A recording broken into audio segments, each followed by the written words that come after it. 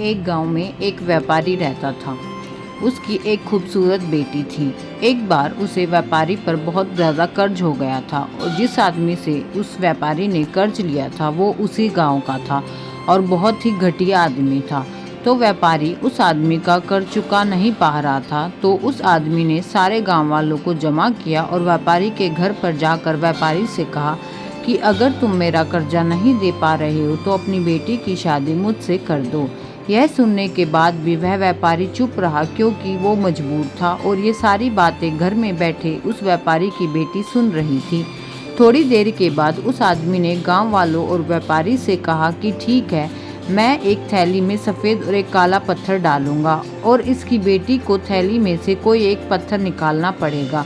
अगर सफ़ेद पत्थर निकला तो मैं कर्ज भी माफ़ कर दूंगा और इसकी बेटी से शादी भी नहीं करूंगा, लेकिन अगर काला पत्थर निकला तो कर्जा तो मैं माफ़ कर दूंगा, मगर इसको अपनी बेटी की शादी मुझसे करवानी होगी। व्यापारी की लड़की इस बात के लिए राजी हो गई और सारे गांव वाले भी। उस आदमी ने थैली के अंदर सबके सामने 2 पत्थर डाले, लेकिन बड़े ही चालाकी से उस आदमी ने दोनों ही पत्थर उस थैली में काले डाले थे और यह व्यापारी की बेटी को दिख गया था कि थैली के अंदर दोनों ही पत्थर काले थे। अब वह लड़की सोच में पड़ गई थी कि मैं जो भी पत्थर निकालूंगी वह काला ही पत्थर होगा और अगर काला पत्थर निकला तो कर्जा माफ़ हो जाएगा, लेकिन मुझे उससे शादी करनी पड़ेगी। और अगर मैंने सारे गांव वालों को यह बता दी कि इस आदमी ने थैली में दोनों ही पत्थर काले डाले हैं तो कर्जा भी माफ़ नहीं होगा और यह आदमी आज नहीं तो कल मेरे बाबा से बदला ज़रूर लेगा। लड़की यह सोच ही रही थी कि लड़की को तभी थैली से पत्थर निकालने को कहा गया। लड़की ने थैली में हाथ डाला और एक पत्थर बाहर निकाला और बिना किसी को बताए उस पत्थर को ज़मीन पर गिरा दिया और ज़मीन पर गिरने के बाद वह पत्थर दूसरे पत्थरों में मिल गया। तभी लड़की ने सबसे कहा कि अब कैसे पता चलेगा कि मैंने जो पत्थर निकाला था वह सफ़ेद था या काला।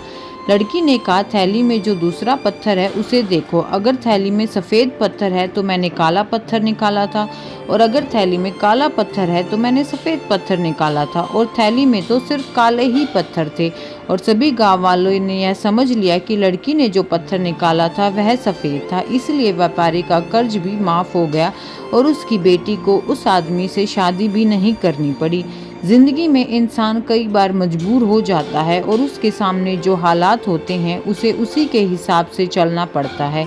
इस कहानी से हमें यह सीख मिलती है कि जब भी आप मजबूर हो जाओ और मजबूरी में आपका कोई फ़ायदा उठाना चाहता हो, दो इनोसेंट मत बनो, बल्कि अपने दिमाग का इस्तेमाल करो। जितने इनोसेंट बनने की कोशिश करोगे लोग उतना ज़्यादा आपको चीट करेंगे। अब इसका मतलब यह नहीं है कि आप लोगों को गालियाँ देना ही शुरू कर दो, बल्कि इसका मतलब यह है कि आप समंदर की तरह बनो। मतलब यह है कि आप समंदर की तरह खामोश रहो, लेकिन उसकी गहराई की तरह अपने दिमाग में नॉलेज रखो। धन्यवाद।